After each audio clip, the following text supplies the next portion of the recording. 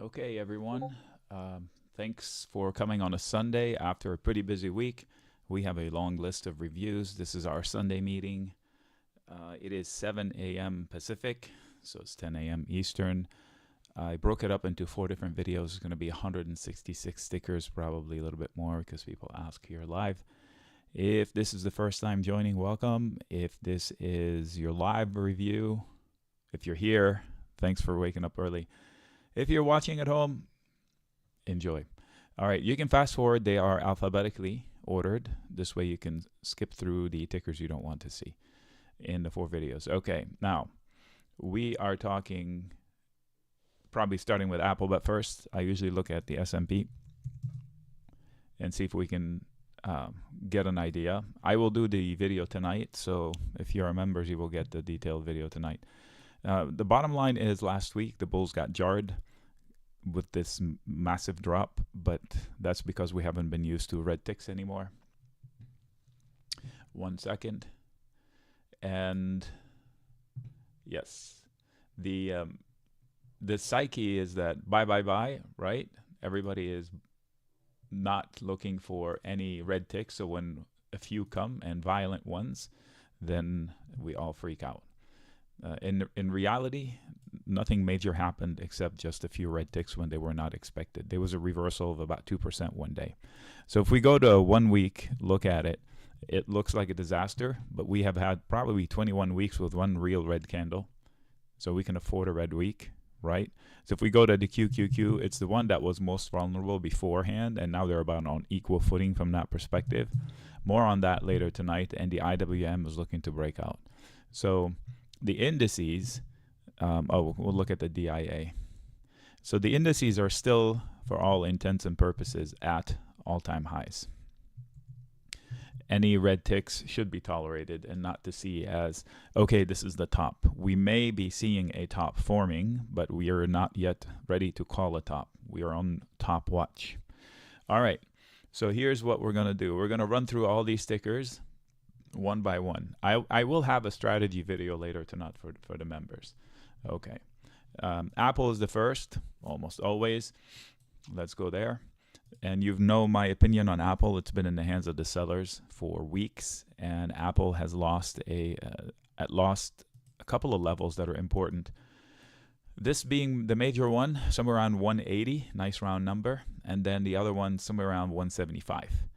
I'm rounding. It's a little bit different than 175, but that'll be good enough. So I had a target that was met, a secondary target that was met, and the actual target is down in the 160s, if not high 150s. I don't think it'll go there alone. In fact, it may be the fuel to the next fire. So if the S&P actually makes another leg higher, maybe this guy will be the fuel. Why? Because it has so much potential just to recover.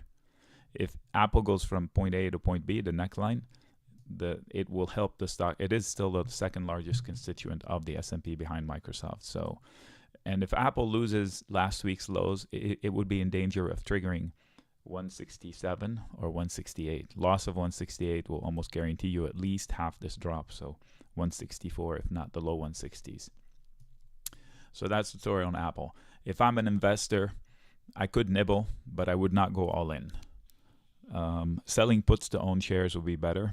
Buying in the money or out the money call or call spread would be better. The spread can be calendar, diagonal, whatever. Reach out if you need details on that one. Okay, on AbbVie, it was on my watch of having lost enough that would be interesting that it's falling into support. It does have support around 166, and it's a zone, so it's not like a hard floor. In fact, if it bounces like it is and it finds resistance, if it finds resistance at 174 and 173, which is pretty likely, and harder resistance at 176 or higher, it's in danger of curling back down. So it could, this bounce could find sellers here or here. And let's say it curls back down and you lose this zone, the downside will be down in the below 160. That is not a forecast, it's just a caution.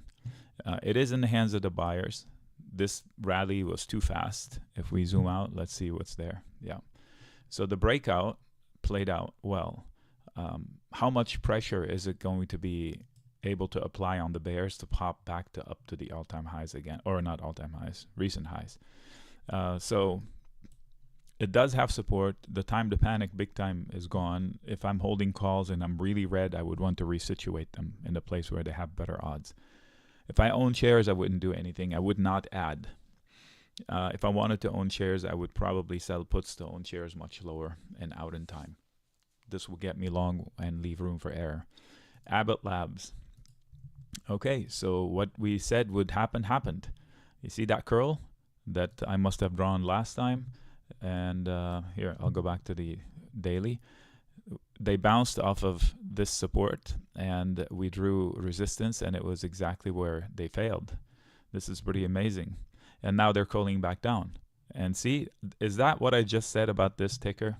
That it would curl back down and make a lower low? This one right there. See that blue box right here is what I'm saying. Whoops. What I'm saying here. Not a forecast, but now if, that's a big if, I'll put an alert. If they lose 109, they're in danger of coming to the low 100s. That's all that's saying. It looks like a head and shoulder-ish. I don't like it to be called that because it's not quite orderly, but it is that. So if you lose 109, you're most likely going to get to the low 100s. These are technical comments. The fundamentals, you should study the company and decide when the earnings are going to... 10 days until earnings. Interesting. Okay, so be careful. The earnings are crazy. Reactions. Accenture. Same concept as this one. The chart looks nearly identical. So Accenture needs a bounce and cannot lose 329 because if it does, it's in danger of going to the low 300s. And that would not be too crazy. Now, I know it's a good company. The P&L is pretty good. It's okay. And so it becomes... earnings are not... It's just reported earnings, so I know that's not going to be a catalyst. It does have support in the 320s, 21, 22. But if you lose 329, you're going for a ride lower. I would not add too longs. I would catch the falling knife, but I'm not sure that's the time. Adobe, I would not catch the falling knife because all these blue lines are prior support and now they're above us, so they're going to be a problem. And it's struggling to hold that level. You see, the last three charts have had a big bounce from not too long ago, and they're trying to hold on to it from the middle of March. That's not a good sign. However, technically, Adobe can rally to 520. So if I'm long from here and I took it for that, then I would hold on to it, but I would exit into 520. If you see here, comments, the white line up at 562. Once they lost it, this was the arrow target, and they exceeded this target. Potential target of 560. No, of 560 loss. So when we drew this line, we said this is the target, and there it is. But there is a lower target, and you have a bunch of volume support right here. But a little lower, you don't. These two boxes. Easy come, easy go. Have you heard the term? Well, this was too easy. So it does not make for a good support zone. What am I saying? I'm saying that Adobe is at risk of going much lower, even if it just bounces like this.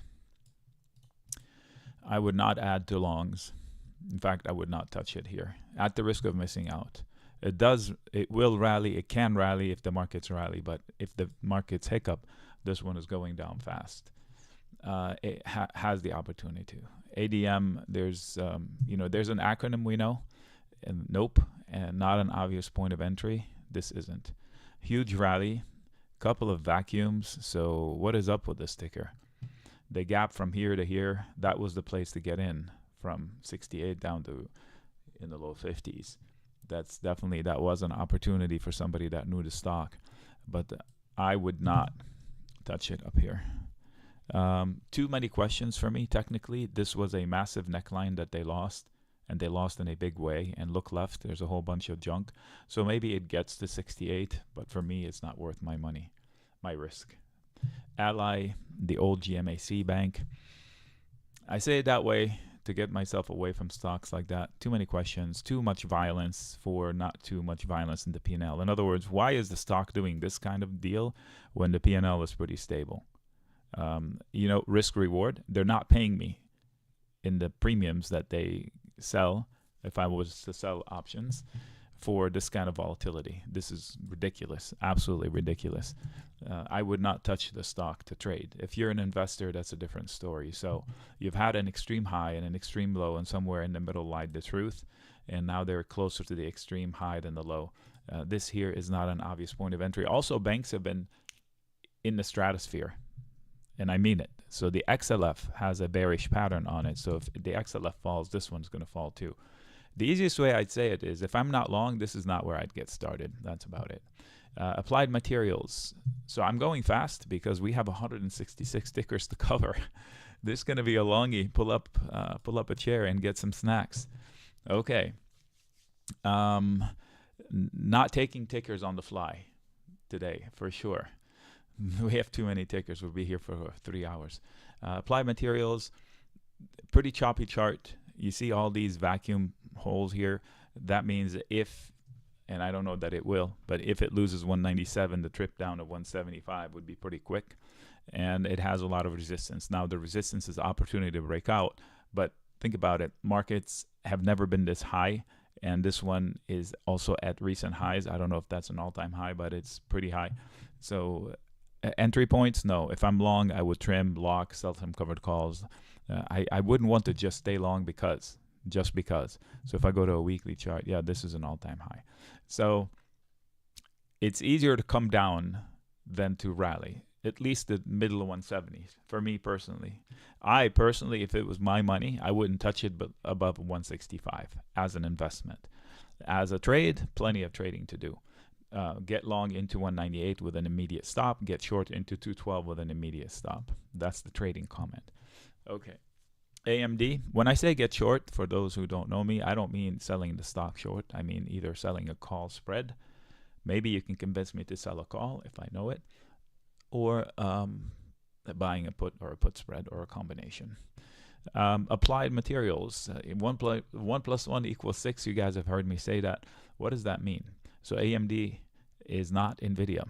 NVIDIA announced that it will be making a lot more money with AI, and it is a lot more money, doubled their income, tripled their net. And this one rallied with it, but only because it's a friend, not because it also improved. So it needs to tell us, the CEO needs to come out with a headline either. One second.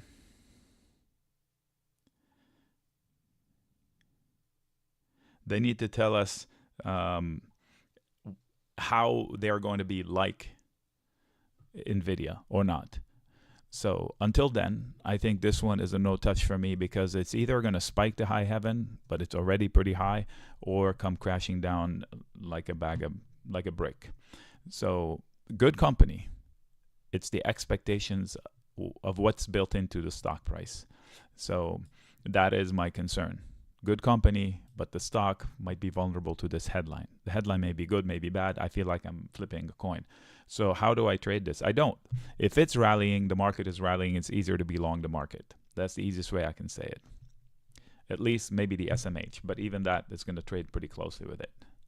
All right, so Amazon is trying to recover old glory. So most definitely, when a stock goes into a prior fail, my knee-jerk reaction is to short it. So how about I say it this way? There's a good chance Amazon is below 160 in the next couple of months. So if that's the case, then why do I want to get in at 185? It could go to 195. It could. It's going to have to do it without me. In fact, if it goes to 200 or 196, I will try a put or sell a call and a call spread to buy a put spread. We're going to go into earnings soon. So in a couple of weeks, maybe 3 weeks, I think Netflix and Tesla will start to report, and then thereafter, in the next couple of weeks, all the mega caps will report. So they will have to tell a really good story. They, as in all of them. We have built up so much since when we called the bottom back in October of 2022. We've gone miles, right? So It's the how much hopium is built in here. 126% rally, even from just this year, last year. Sorry, October of last year as well, 50%. Technically, there are this red W and these green lines. They say, oh, we could be headed into a dip. It wouldn't be a crash. It would just be a resetting of the baseline. That's it.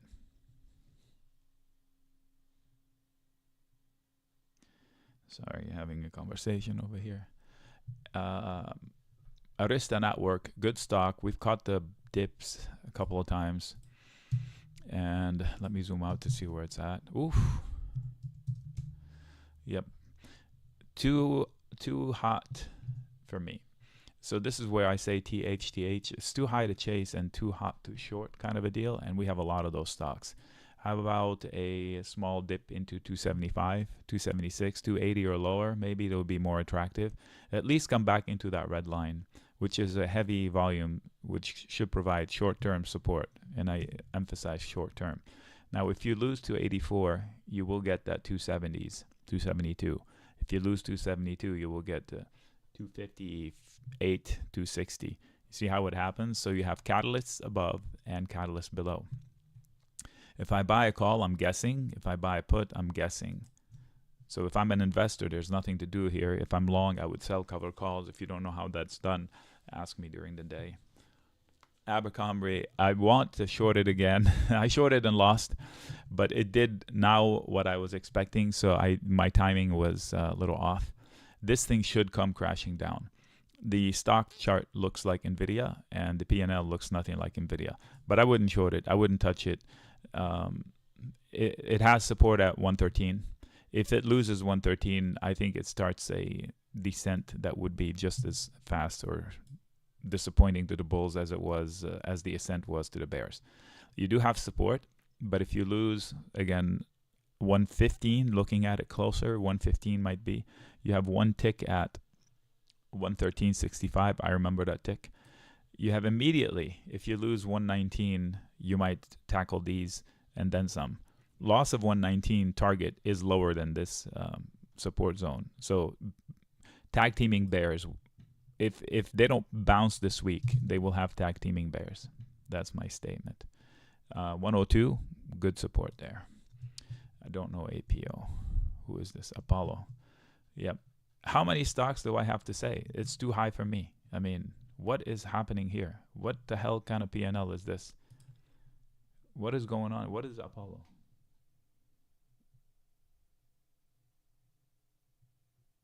An investment company. Yeah. Well, you better study it well because the chart says nothing. It says up, up, and away. We love it. That's what it says. So study the company. The chart's not going to help you out at all. I'm trying to get any clues.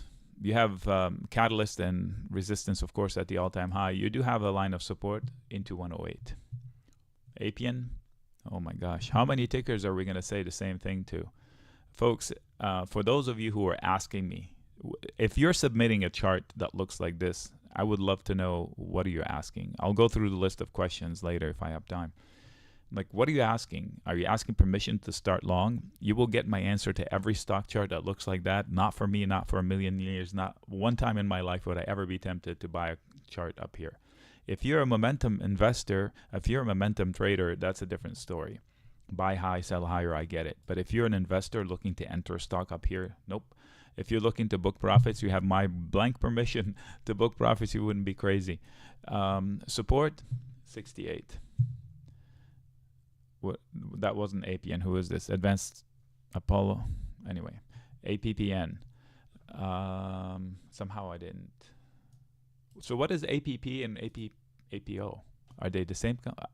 Aplovin. Okay, never mind. They look like the same on the chart wise. All right, so we're talking APN. We said it could dip, and it did. And let's see if they can curl back up. I don't think they should. From a chart perspective, it's easier to come back down and test 35. And it does have support. That arrow, forget about it. That's like 3 steps ahead. I don't remember these comments, but this red W you see on, we have 2 of them. Target 1 has been met. Target 2 is about 35. and there should be support, 35 to 34. And if that's lost, target 3 is below 31, but that's not the conversation. The conversation is what happens at the resistance at 39.5. And if they curl back down and the market trips up a little bit, you can find yourself at 34. If you're looking to short all these stocks, it is easy to short them when they're that high, but it's easier to short the market because then you avoid single stock headlines. So Asana, I said it would be okay to start longs. I said half a position in stock. And if somebody did that, then there's nothing to do here. The other half would be if it gets cut in half, basically. Not really, but I don't usually add to my position unless I'm down like 30% on shares. And in this case, it's not time for me to add. If I took half my position in shares, I do not add here. I don't know what the market is planning on doing. This P&L is pretty good. I mean, it's a growth company. They spend a little bit more, but it is a speculative bet. So if I'm long, I don't do anything. If I'm long with calls, I would replace them with a position that actually can hold up, can stand the test of time. If I'm looking to get long, personally, I would sell puts to own shares from here. Okay, so this is Broadcom, pretty good company. We discussed it last week live. I remember that. 1K call. Okay. Oh, that was a conversation of what would I do if I was an investor in Broadcom. I would sell a put, sell a call type of a deal, like sell a strangle. But I don't recommend that to anybody that doesn't know what they're doing. It does have a lot of support below. And if for whacked out reason you lose 1200, you will go much, much lower quickly. So on Friday, I remember I got a beep that it's going to 1200 because of that little poke lower. So we'll see how this week is going to handle that. It does have support. If it loses 1300, I think down to 1200 would be very easy. And a breakout from 1400, it's got unlimited potential, but I'm not sure that that would be where I would go. So be careful with Broadcom. Good company. Look at the P&L. It's almost fake. It's so good. So be careful when it's that. I mean, what else can happen great to bring in more buyers? All right. Boeing, I am long and short. I'm long by sold puts and short several times by sold calls, and I roll them down. So I will be closing this position in the next few weeks. There's nothing to do here. It seems to be a headline stock. The media is, like for a while, was assaulting it. If you're on Instagram, you see all these stories about, which are fake, about some planes catching fire in the middle of the air or whatever. So be careful what you believe. And solid support through 175. And if you lose that, I don't know, 140. But I don't think it does that alone. It has no competition. There are two companies that do what they do in the whole world, and the whole world still needs planes. So both companies will have the opportunity to sell all the airplanes they can make.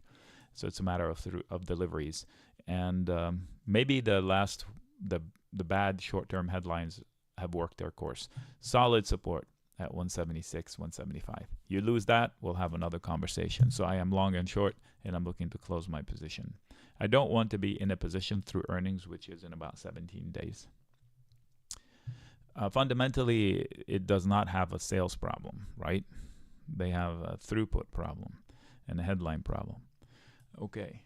Baba, I don't trade Chinese companies anymore just because there are so many headlines I don't know anything about that are coming out of there, but it looks like it's stabilizing at 70. Now I'm going to say something. If for whatever reason it loses 69, I would exit the stock completely because I cannot tell you how low it goes. It could be $1, it could be $10, it could be $20.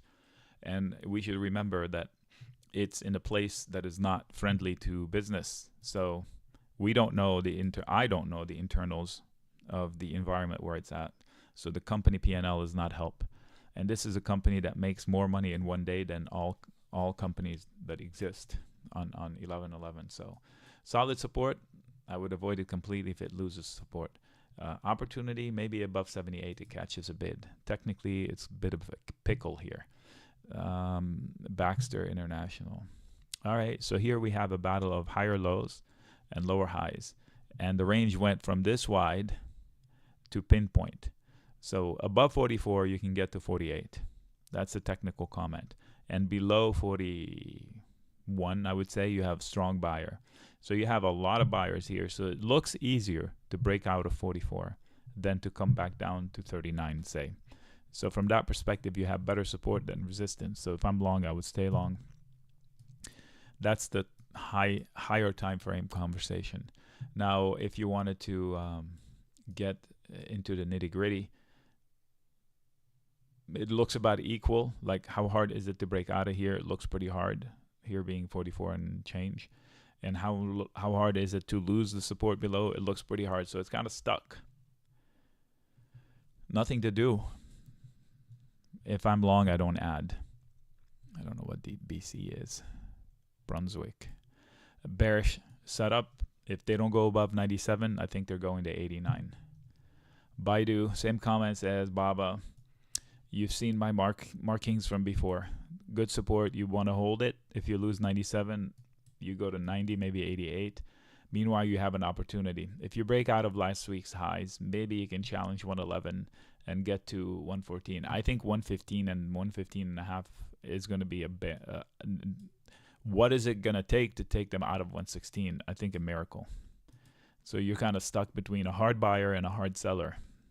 It's going to take a headline to explode through either of those two. Earnings in about 37 days. BMY, wow, are you kidding me? Check out this forecast and reality. Dip, rally, dip. We're here in this reality. So, whoa. And this is just based on prior price action, I believe. I don't know where I ripped it from. Looks right here. No, that's the third repeat. Okay. So that's the third time this pattern repeats at least itself. So what am I saying? You're in support. You might have a little bit of more downside. Once they stabilize inside the support zone, they're likely to come up. So if I'm long, I don't get out. If I'm looking to get long, I make it a trade. I get in with a stop loss. If I'm an investor, I mean, it's an okay place to start. I wouldn't go all in. Just leave room to add later. Shares would be better than calls. Selling puts to own shares would also be better. Okay, BN. Brookfield. Good support below, a lot of resistance above. I wouldn't touch it. Because if I guess up, I'm guessing. And if I guess down, I'm guessing. So technically, there's not a lot of clues except that it's stuck between buyers and sellers. P&L looks pretty good. So if I'm an investor, I don't do anything. Okay, thanks. Blackstone, I would think the upside is going to be struggling. On the upside, I think it's easier to give back. So even though it got arrow 1 for us and arrow 2, arrow 3 is somewhere inside of here, but now it's going to take it a lot to come down to there. So first step is not to lose last week's low. If you lose last week's low, which is 124, I think you will lose the support and come down in this box over the next 2 to 3 weeks. Yeah, it has a catalyst above, but I think it's pretty hard. So be careful being long. You do have earnings in 11 days. Maybe they surprise us with a good reaction. CCL. Let's see here. I said that this is what would happen, and this is exactly what's happening. Is going inside the bowl. Double tap on the bottom of the bowl. So I don't know about this. The bowl is starting well. I would not put money in it for this upside. So I want to be on the record that I don't think that is a good opportunity to hold for that. In fact, if you lose this low of 14.4, you're probably going to go to 12. I wouldn't short it, but if I'm holding calls, I better have enough time on them so they don't go rotten. It is still doable, and that was the plan. Buy the dip, and the dip played out. Somebody that bought the dip may have made money or is not losing money unless the calls are running out of time. So make sure you have appropriate calls. CF Industries, although it looks like a breakout waiting to happen, and it is, so above 87, I think they will beat the prior high that we see on the screen. Otherwise, the trading comment would be to buy the dip into the solid support, to curl back. So somebody long, I get it, and somebody looking to get long, you should know that you could make sure that your long could withstand a small dip. Citizens Group playing out. It's inside of a target zone of 33.50. So now, if it bounces, it could curl back down, because I think this is going to be a resistance area, and the bounce is probably going to come back and test this and come back and finish this job. But I think if it gets to 33 or 32, I think it goes a little bit lower than that.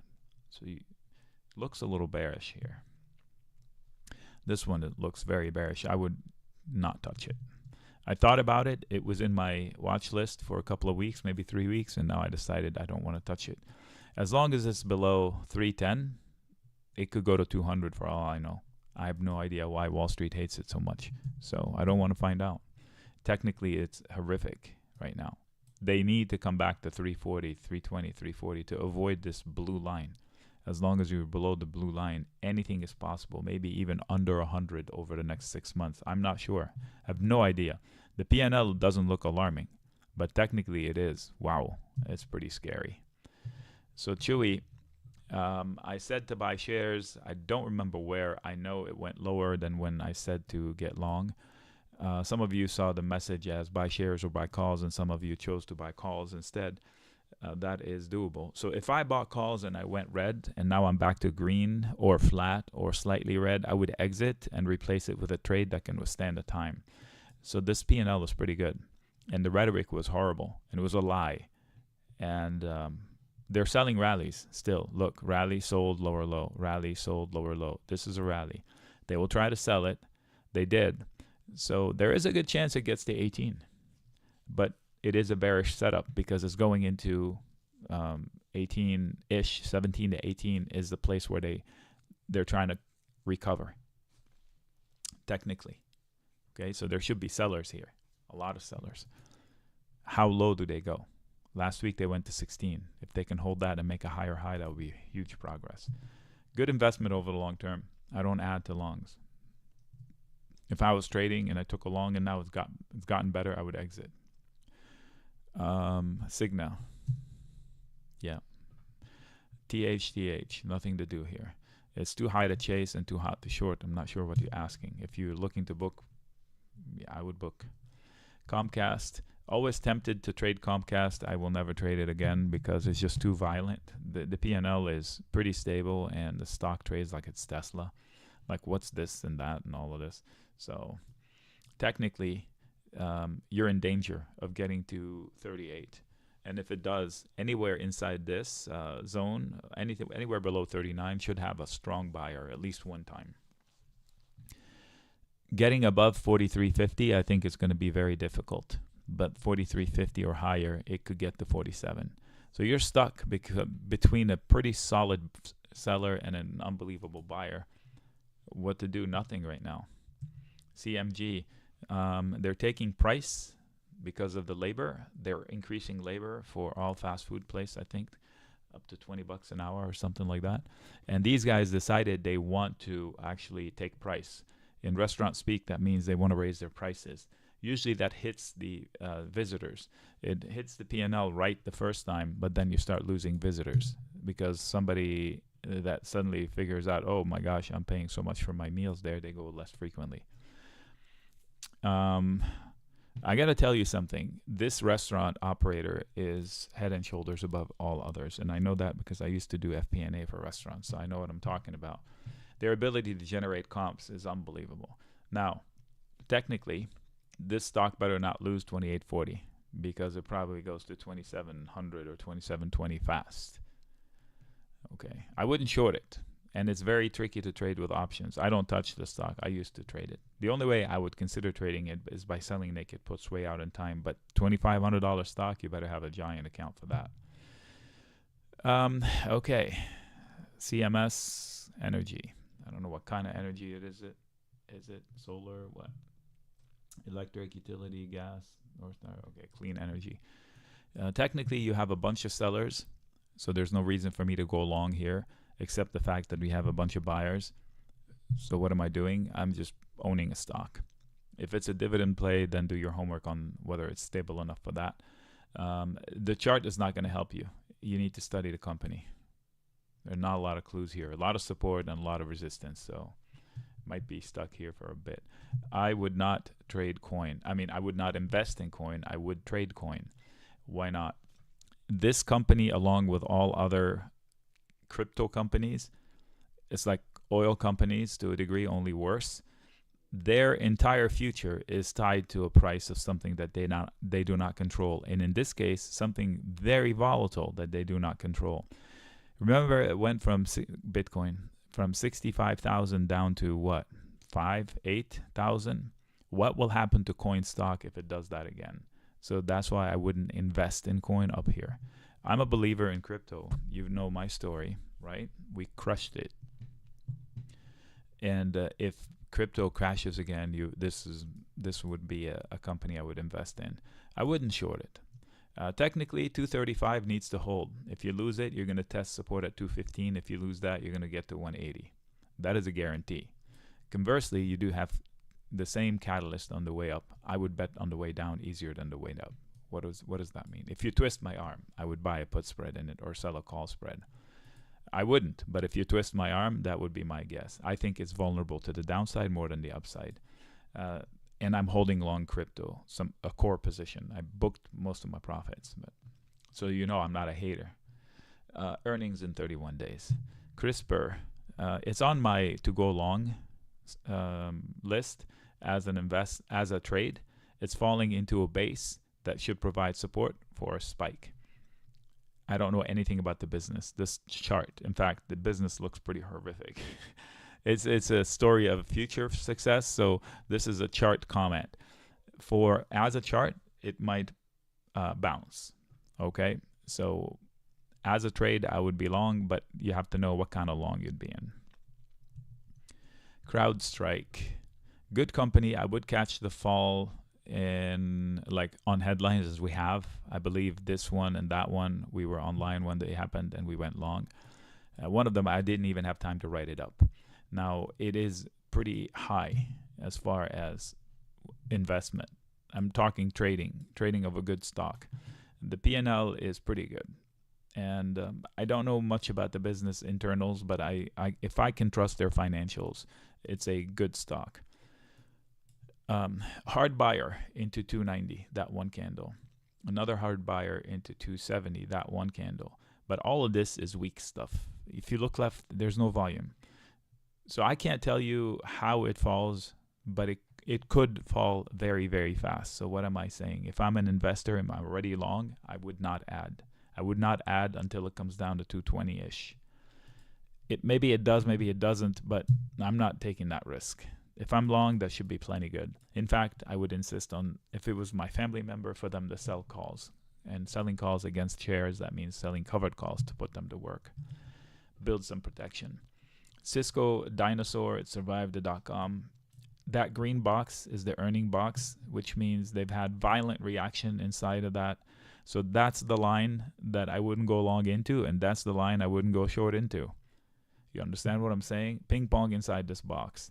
And there's a smaller box between 50 and 47.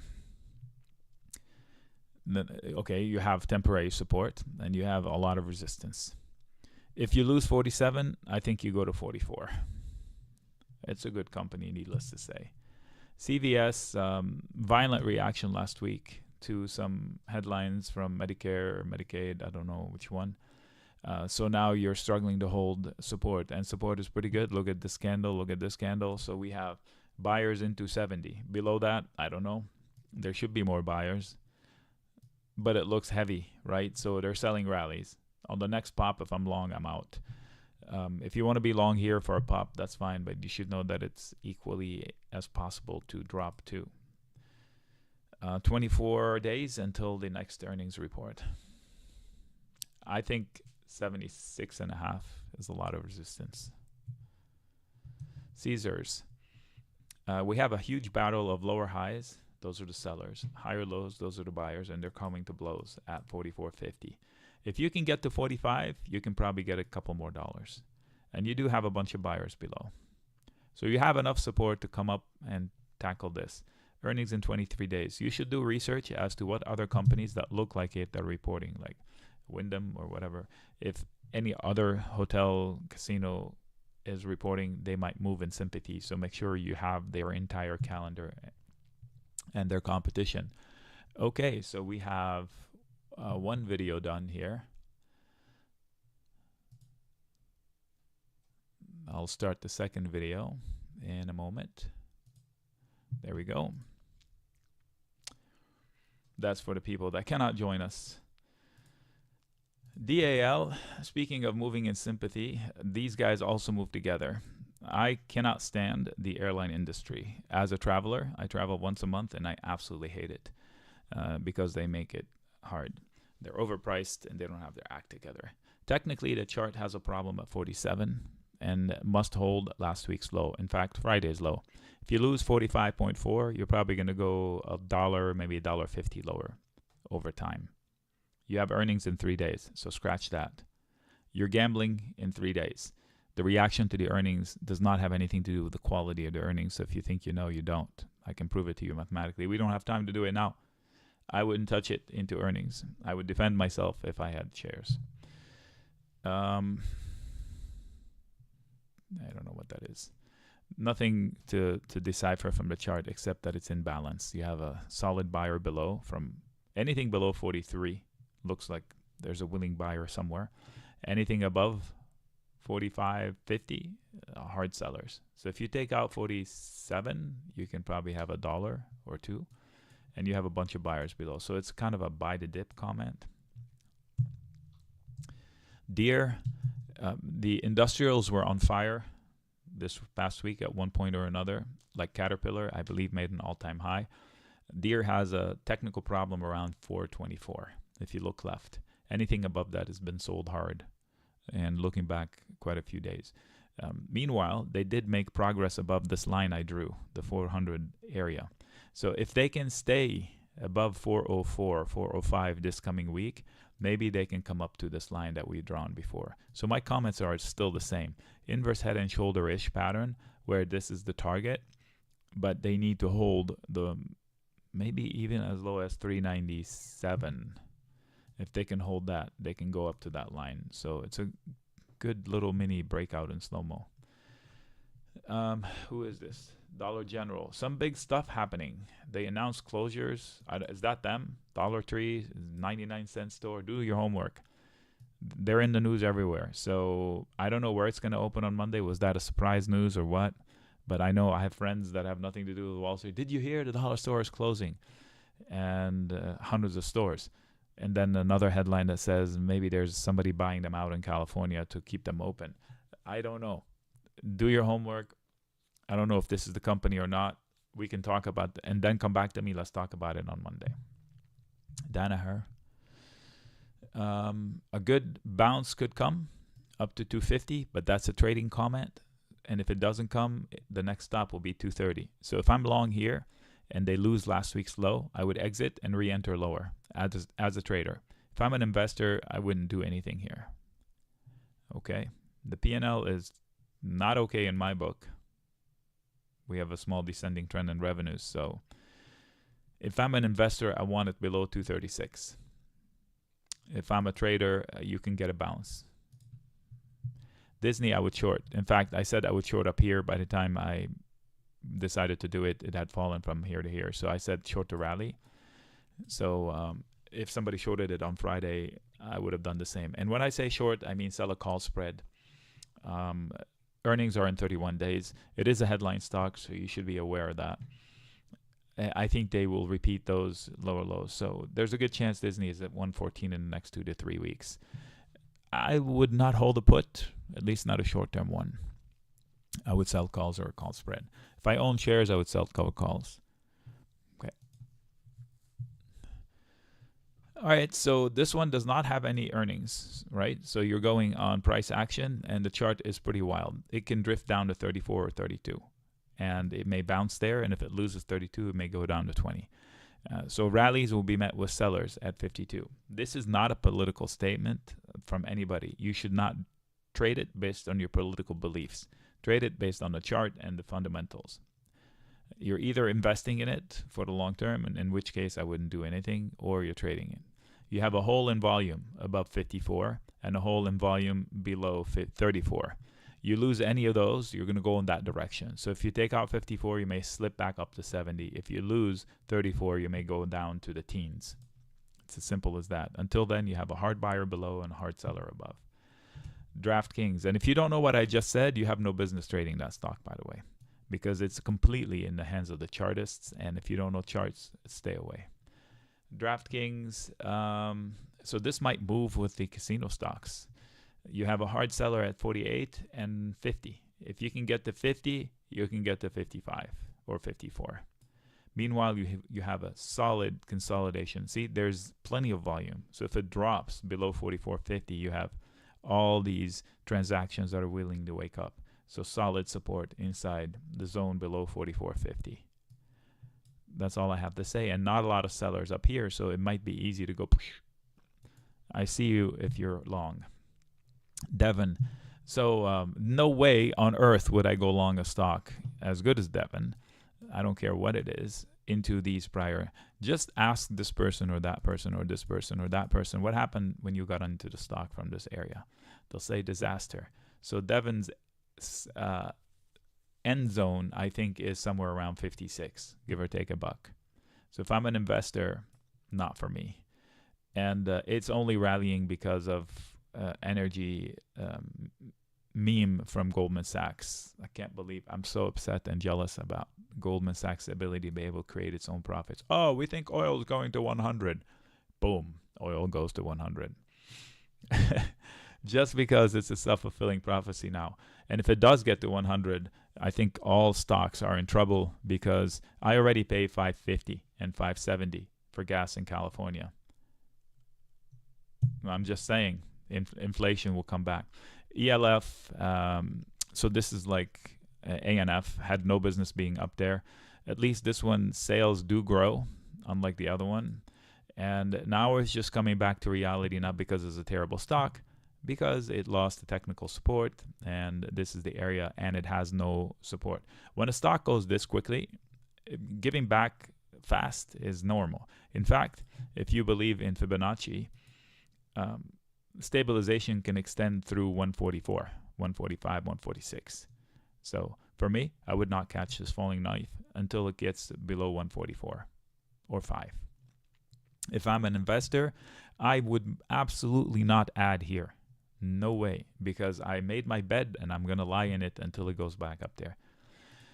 That's the technical comment. It will get a bounce towards 177, and that would be a way for me to get out. Let's say I bought it here and I'm down 40%, and this brings me down to being down 10 or 15%, I would exit.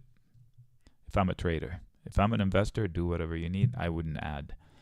I don't know what this is. Enbridge, okay, we discussed it. This is a bearish chart. If Enbridge doesn't come back up to 48.80 or 49, it's probably going to 47. It's almost a guarantee. All right. Enphase.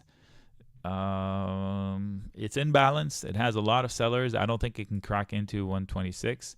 And if you lose 106, you might come down to this support zone, in which I will go long. So I do like trading this company. Good P&L, good technology and all. But it does trade on headlines of other companies. First Solar, anything from solar, anything from the industrial affects this company. So if I'm long, I'm not adding. Yes, there is support at 106, but I would not add. If I wanted to get long here, I would make it partial or an immediate stop, like a trade, not an investment. Long term, it's a good company. I just think it's vulnerable on headlines for now. EPD. This chart is amazing, but it's too amazing. You might see it at 28.20 in the next month. Who is this? FL? FI? Fiserv? Sounds like a fintech company. All right, so I'm looking back at this February reaction to earnings. You have a flash low to 137, a flash high to 153. Wow. So consider that playground, right? So support at 152 or lower from that reaction. Up here, I mean, it looks like there's a hard seller at 158, 159. I would not go long. Flex. Same comments. A lot of sellers above and a lot of buyers below. There's a gap down to 27-ish. Maybe they want to go back and fix that gap. There might be some imbalances there that the chart wants to go fix. So I would not buy a call. FSR, why is that here? I refuse to talk about it. Okay, so this is Fisker. No, I don't know what this is. We're going to skip it. If you're asking about Fisker, the company is toast. What are we doing, right? It got delisted, so it's gone. Fubo. I don't know why we're trading Fubo also. What are we doing here? This is just garbage. All right. I don't know what to say. Fundamentally, technically, not a lot of clues here. Unless you're trading minute to minute, what are we doing? If you own shares, then there's nothing to do unless you decide to say you've had enough. Is this even a buyout candidate? I don't know what they're all about anymore. All right, so the chart doesn't offer anything except for the fact that it's trying to consolidate at this level. If you lose 146, you're going probably to zero. I'm not sure. Just be careful. GoDaddy, the opposite. It cannot stop rallying. What is happening here? What the hell is this? So tell me, how is the net income higher than your sales? So clearly, is there a buyout candidate here? If that's the case, then why are we talking about it? If there's a buyout, just do some arbitrage. I don't know what to say about this. I honestly don't. So do homework. Was that a buyout? What is it? Did they win a lawsuit? Where did they get all the net income with no revenues? And the chart is off the chart. Somebody bought them out. That's probably what that is. Anyway, GDX, those are gold miners. It does move in sympathy with gold, but it doesn't follow gold. I'll give you an example. If markets crash, stock markets, and gold spikes, this one will not follow gold. It may follow gold for 1 day or 2 days, but then it turns around and follows the stock market. So if you're trading gold, GLD is your thing, and it's an all-time high. That's proof right there, right? The GLD is an all-time high, gold, and GDX isn't. Why not? It's going into prior sale, right? So if I'm long, that's where I exit. It looks like a new breakout, so you might get another $2 out of it. So if you're a momentum trader, maybe you can hop on here and get those $2, or you get stuck. So decide which person you are. And if you are a momentum trader, why don't you wait for a red tick like these to get long, or even this one or this one. So if you don't know how to do that, this is not your entry. GE, same. I'm short and I'm losing money, and this split I did not see coming, and the tick, you know, we made money for like 10 minutes and then the market bought it back up because the way they said it, it fell 22%. It didn't fall 22%. They just sliced the company 1/3 time. So now they're buying it back up as if it's trying to recover what it lost. It's a mystery. I wouldn't touch it. GE Aerospace now is split up from healthcare and energy. So you have GE, what is it, AV or EV, and GE, the healthcare company, HC. This one has never been higher. So oh, wait a minute. Okay, it has been higher. Hopefully they adjusted the chart. So if they take that out, this is either an endpoint zone or a catalyst for doubling. If you think that GE can double from here, then stay long. Otherwise, I would wait for a dip to get long. I still own my puts. They're down a lot. It wasn't a big position. I have not added to it. Maybe I'll get upset at it one time and add to it, but I won't. I will probably call it quits this week. This one is doing exactly what we thought it would do, Gilead, this blue line. And now it's falling into a pretty strong base. So I would stay. If I'm long, it's too late to panic. If I'm looking to get long, maybe I'll take a small bite, an starter entry position. Shares would do. Selling puts to own shares would do. Buying calls would not do for me because it looks like it bounces, but it bounces into 72, and it's going to be very difficult to crack above that quickly. Earnings, 18 days until earnings. Maybe the company will give you a reason. See this quick rally? It's pricing out pretty quickly, so there's not a lot of volume to support you here. So it's kind of like too old to matter much. So this whole zone is support. GLD, I don't know what you want from me. It's in all-time highs. You love it, go for it. I wouldn't, but go for it. I have physical gold. I'm not going to go out and sell it, but I'm not trading the GLD long up here. It is in full breakout. There's no resistance. It's in open air. Okay, so it can go wherever it wants to, but I think it should dip anytime soon down to towards 208. On GLD, if I had a credit call spread and it's in trouble, I will decide this week what do I want to do with it. Book the loss, roll it up, or roll it up and out. They don't pay dividends until a few weeks from now, and you have to pay attention on that. You do not want to hold a sold call on the day it goes ex-dividend. There'll be a lot of drama overnight. Reach out if you don't know what that means, or read about it. Okay, so Alphabet stock is behaving pretty strong, which is not characteristic of this company in the olden days. But these days, it's been an inspiration to the market. So this was a Gemini spike, the headline rumor of Apple using Gemini for AI. They've overcame it last week. So that's a pretty tall, skinny leg. Let's see if they can go above 155 this week. How about this? Super strong company for the future and all of that. Technically, right? We're trying to see if it has a dip or a rally and what the market will do with that. So if they crack above 155 before 148, that would be a huge accomplishment. So that's what I'm looking for. Will they lose 148 or go above 155? I wouldn't short it, but as an investment, there might be better entry points for the long term. Goldman Sachs, I would short it. I would short rallies in Goldman Sachs. I am short the XLF and JP, so I would not, because those are similar companies. I'm not shorting its fundamentals. Chart comment on Goldman. Okay, so how about I say this? I would not be surprised to see it cover the gap at 395. What gap? This gap. There's no volume. That's a weak spot in the chart. Who is GTN? Gray Television.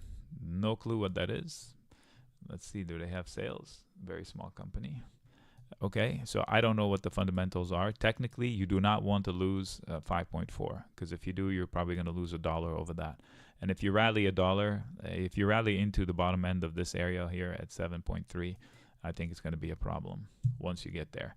Halliburton, too high for me. I think it's rallying with oil. Oil is going to the moon. And is this an all-time high? Yes. So not for me. Would I short it? I probably could. How just a simple debit put spread would do. Go out a couple of months, buy a $10, $20 wide debit put spread, spend some money on it. And if it falls, it doubles your investment. If it doesn't, you lose a little bit of money. Stop out. Don't let it go to zero. Home Depot. Home Depot, I still stand by my top hat. So it looks like it's starting to do this for me without popping. Well, it did pop a little bit. See, it popped a little bit. I gave it more room. I know there's sellers above. There is a seller right now.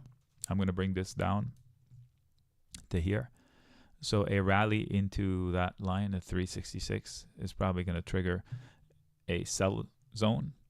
And now I'm going to tell you, if it loses 348, I don't know how low it goes. Actually, I do know, but I'm not going to say it. So I would use rallies to get out of the stock. Because if indeed we're tapped out as a consumer, and if indeed we have a huge problem with real estate, this one's going to be really hit hard. HIMS, this is a pretty exciting business. It's weird, but it's exciting from the standpoint of potential. I don't know how Amazon's going to compete with them, but this chart doesn't inspire starting longs. So I would do it. I would wait for the next crash on somebody's headline and get long. If I'm an investor already, I would make sure to lock some profits. I'm not saying it's to short it. I'm just saying it's vulnerable. Anything that look at this. There's no transactions here. It's just whoosh, straight out to the moon. It's not normal. It's normal to come back and establish here. The P&Ls look pretty solid. Hood, I wouldn't touch it. I was long Hood by mistake, and I got out, and I never looked back. I didn't time it perfectly, but I want nothing with it Nothing to do with it. I honestly did not know the story on how they actually cheated their clients during the pandemic. Like they actively cheated their clients, and how do people stay with them? How can you trust them? They talk about crypto companies, not trusting crypto companies. This guy actually cheated you, and you still choose to trade with them. That's pretty weird. There are plenty of brokers out there. So one day people will wake up and just move brokers. Until then, this rally is too strong. I would not get engaged on the long side here. I don't want to short it because it's a headline stock. I just wouldn't touch it. It's not the kind of stock I would invest in it. Trading wise, you have support at 1650, and if you lose that, 14 or 1350 would be better area. Hershey's, crazy story. So it falls apart because of a diet drug. Don't you think that people that are addicted to chocolate would eat more chocolate if they knew that there was a diet pill or shot or whatever? So this was an entry opportunity for an investment.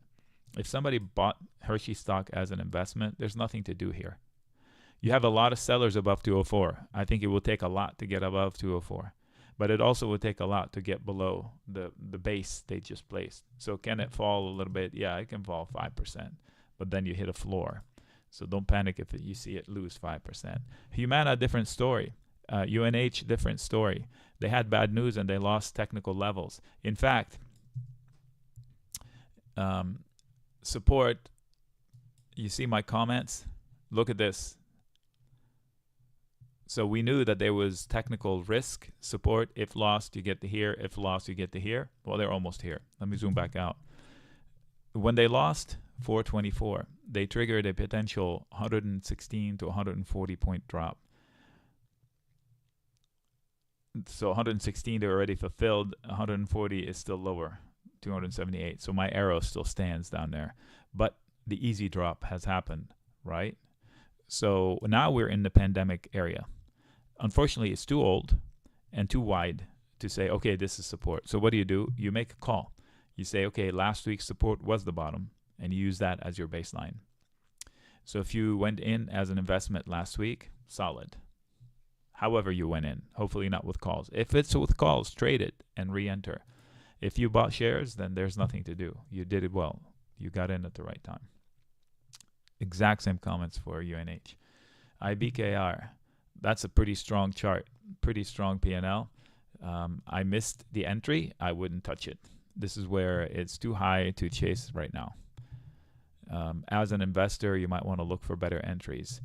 Target 2 is 110. Target 3 is 106. So 106 would be entry 1 of 2. The second one, I wouldn't touch it until it loses 99. Look left. There's no support. No, this whole thing came so fast, there's no transactions that are going to provide you with support. Look at the volume down here and look at the volume up here. So if you lose this volume node of 106, I think you can easily get to 95. So use that logic. So how do I see this happening? Okay, is there earnings? Oh, earnings in 9 days. Okay, I'm going to draw it anyway. And if they bounce here and they lose that, they go boop, they try to recover it, and then come back down to here. That was a little exaggerated right there. So I will put, there's a support zone in here. Okay, there's a support zone in here. If you lose that, that triggers you. If you can't recover that. So if I do this, I think that'd be more honest. There we go. That little drop here went too far with the poop. Okay, ICE.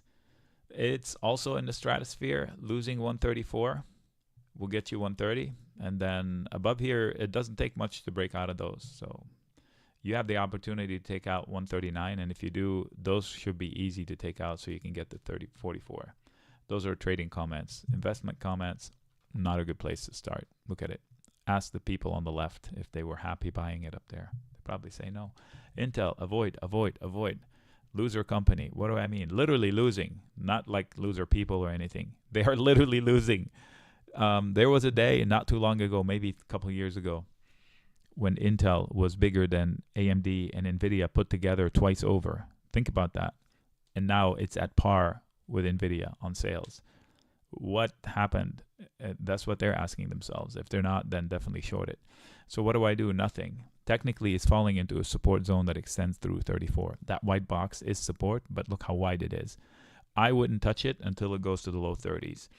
As an investment, you can nibble here for the super long term, but markets are at all-time highs. AI is at all-time high. The excitement for tech is at all-time high, and that's the best it can muster. So I can't help to think that there's better days ahead from a lower perspective. So if I'm long, I'm not adding. I wouldn't exit because of my comments, but I wouldn't add. If I'm looking to get long, I would take partial position, like 20% of what I want to own in the end. All right. Oh, IoT. Samsara. That's an Arabic word. Is that a market of something? Okay, broker. A breakout, a pop into 37, I think would be met with sellers, and a drop into 31 would be met with buyers. I think it can pop. It hit this red W. It hit 3 targets of those. You have a lot of buyers through 32, so it's too late to panic. I would use the next pop to get out of my longs, to be honest.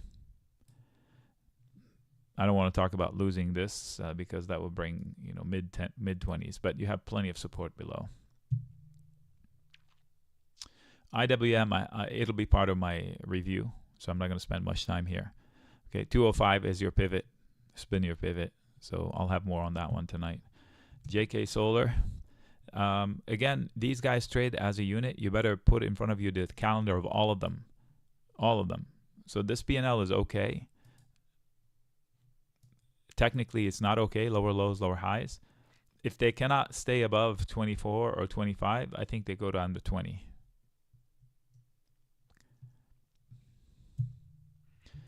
JP Morgan.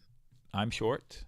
I'm going to tell you, if I were allowed to cuss, I would say, what the F was this on that day? What the heck was that? What is that? We had a similar flash crash with the NASDAQ the other day with the Qs, 435. And then within the next couple of days, we went back straight for it. I don't know what this is. I'm short. We'll see. Technically, I would not get long on JP Morgan. JXN. I'm not aware of this company. So is this an all-time high? Yeah, I don't know. How could this company, P&L, looking like this, be doing that? Yikes. So if you're an investor, I would take the money and run. I don't know. Unless you know something I don't. What the hell is this? Oh, my Lord. An investment holding company. Is this a SPAC? Whew. Yeah, please be careful. Technically, this looks fake. Which means what? I wouldn't touch it with a 10-foot pole. That's me. Kellogg's. Boring company. No. Okay, who is this? Kellanova. It looks like I've covered it before. Let's delete those. Looks may have split or something. All right. So once they lost 60, 60 becomes a problem. So now here it looks bullish. You may get to 60 or 62, but that's an exit. So if I'm long, if I'm looking to get long, I would buy the next dip for the curl and pop. That's a trading comment. And the closer to 56, the better.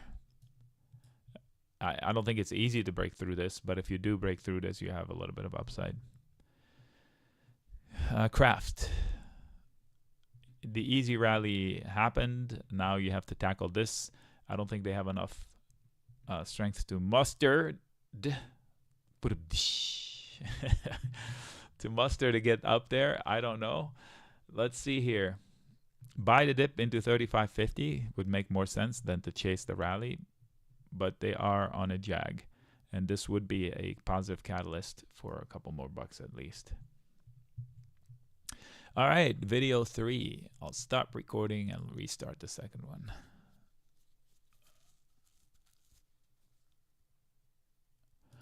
All right, video 3 of 4. Yes, we had 166 tickers to go today. That is a lot. That is a ton.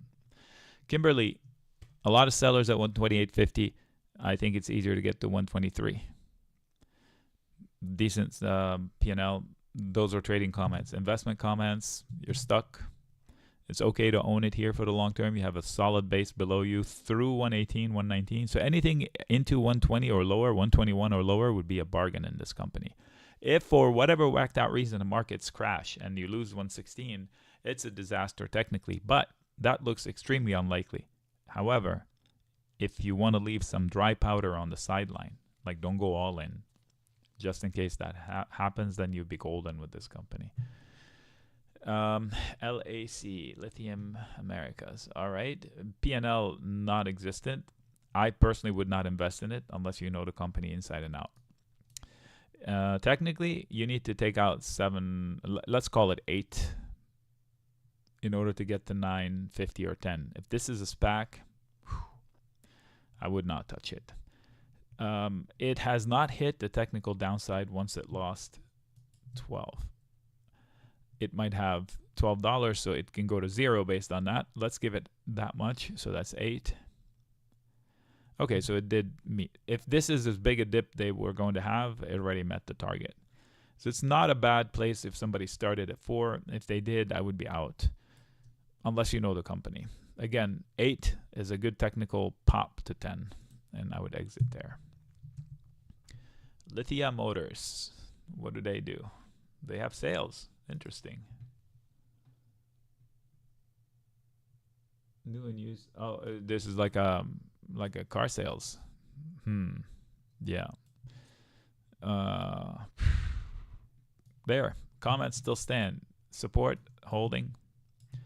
If you don't get back up to 285, you probably go into 260 or 262. Okay. So if you fall below 272, you're going to 260. You lose the opportunity to pop to 292.5. Otherwise, 292.5 is your target. I would exit there. LMT. So this is headline, not headline. Please study the company and let's see where the money comes from. Some people are under the impression that this is a war stock. I'm not so convinced. Let's see. Aeronautics is the biggest chunk of the business.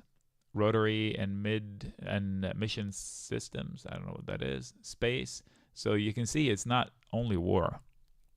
Missiles is the smallest piece. Some of the other pieces may be applied to war, but I would not go long into 460.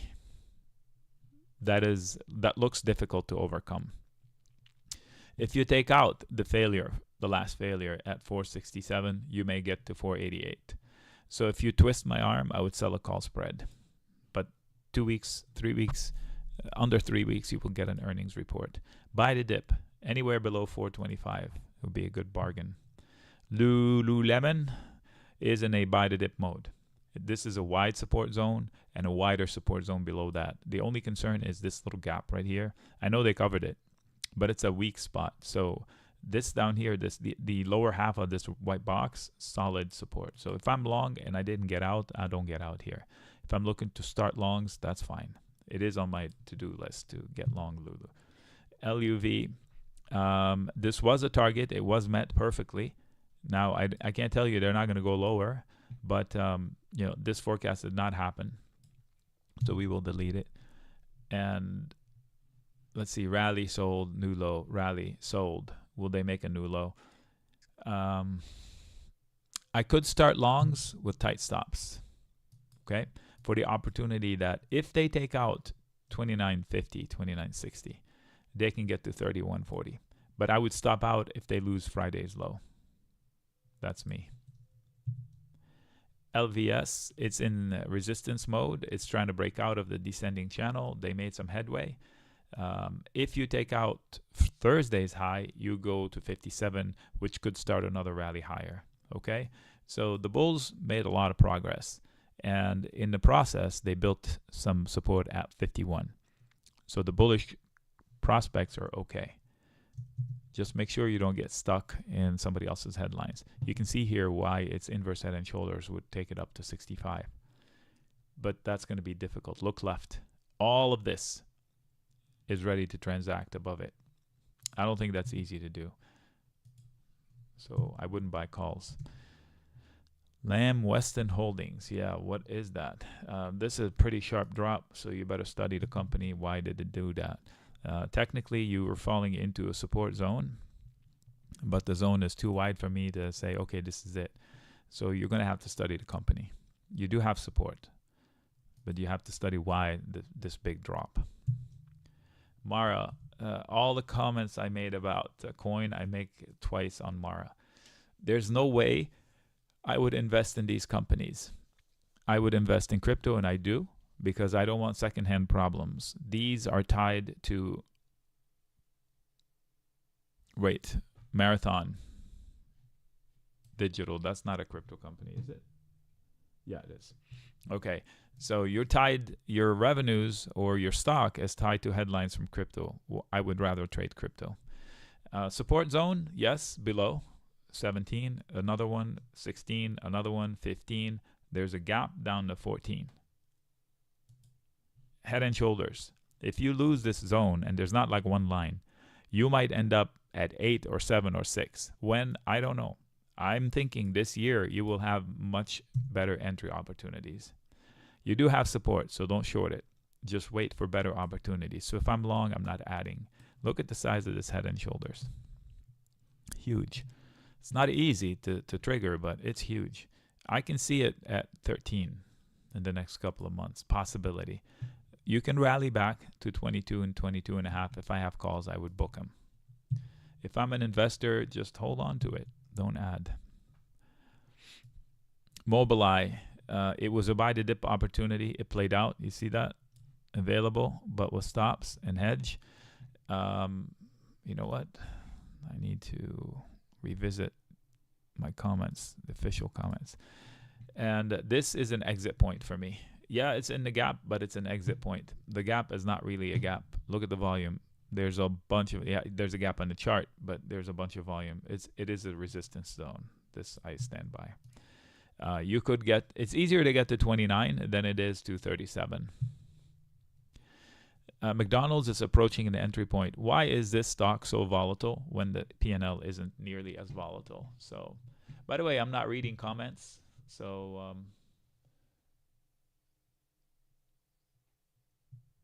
okay, because I have so much to cover.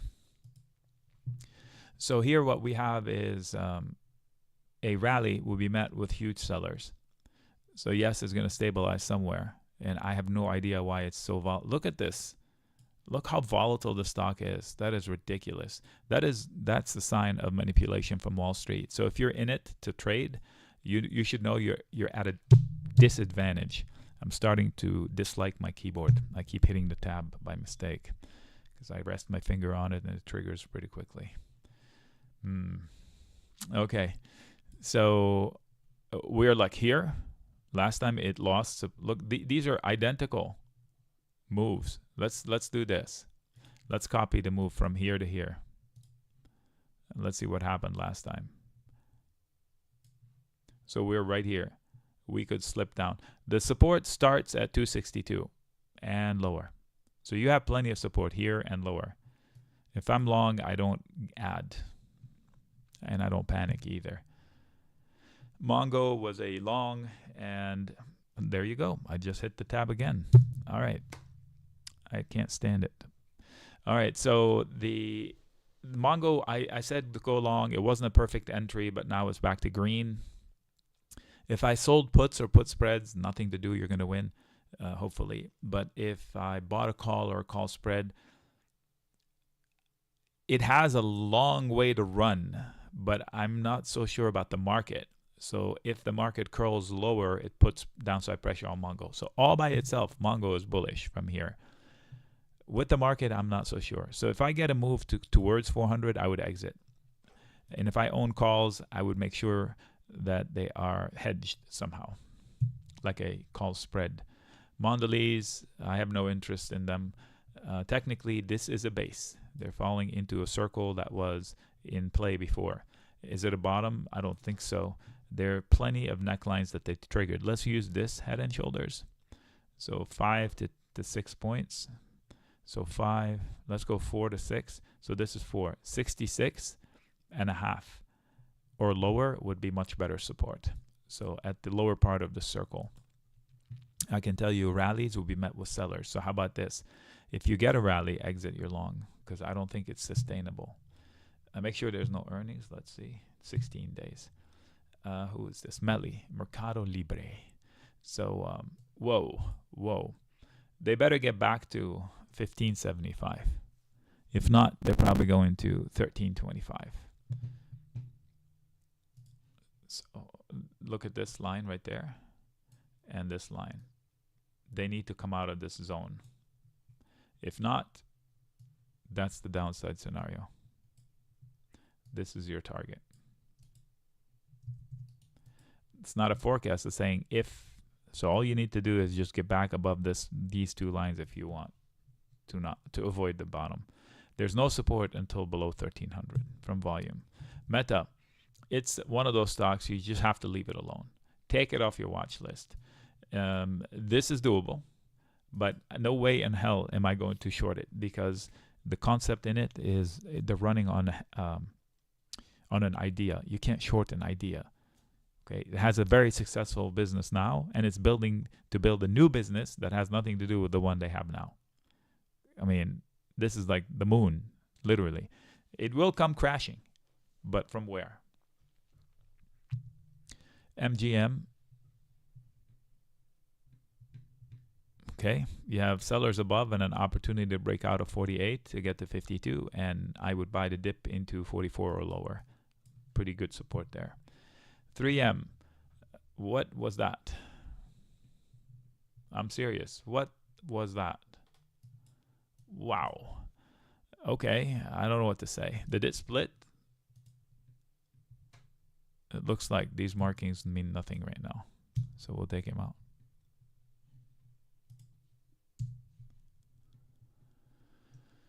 Okay, so support below and a bunch of resistance above.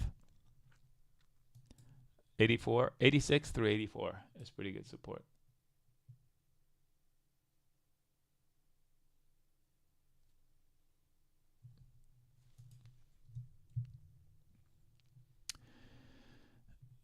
Mo. Oh, they spun out to a group. Okay, thank you. Okay, so Altria, smoking company, falling into a good base.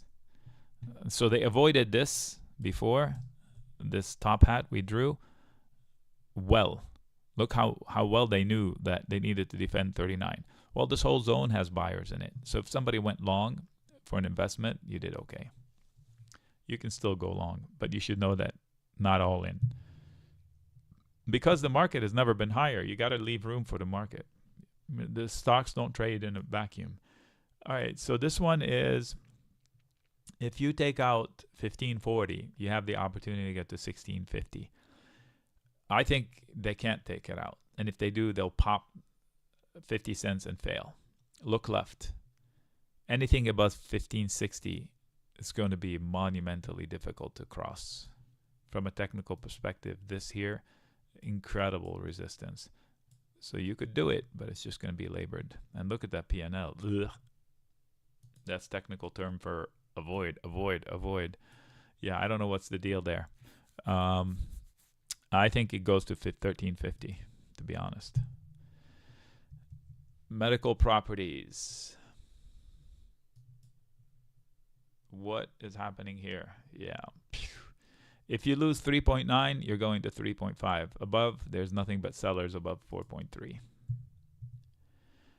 Okay, this company, solid performance. I think this is a target. I think going above 74 is going to be difficult, but if you can manage to go above 75, you go to 80. Meanwhile, I think you would use this as a pivot. So if you lose that line, which is 70-ish, you're probably going to go a couple of dollars lower. It's a good investment for the long term, especially on dips. Microsoft, I've heard of this company. What do they do? Oh, okay, so they're the biggest company on the planet. All right, got it. You do have support through 412 and 410, and you have better support through 400. There's nothing wrong with this company. It's just we'll follow the market. Now, the stock market cannot do anything unless this one goes above 430, in my opinion. And it can do it. Look how close to 430 it is. So it will pop to the red line. This is a bearish setup. It gave us target 1. I drew target 1. Target 2 is down to here, but target 2 is null and void if it goes and closes at 435. Okay, otherwise I think you do target 2. Target 3 we won't talk about, but it's somewhere around 397. MSDR, I had a beep last week that says 1200. So I'm looking for 1200 in the next 3 weeks. And so if you didn't short it yet, or you didn't get out, consider that the next pop, I would use that to get out. Now, if you're an investor in it for the super long term, these comments are not for you. This is a weird company. And again, it completely depends on an asset they cannot control. What happens to this stock if Bitcoins gets cut in half? Not goes back to 10, just cut in half. Okay, do you think that the stock will still be in 4 digits? No. Okay, I'm just saying. The volatility in the premiums is insane. You can go out to December, sell a put less than half price and collect 90 grand.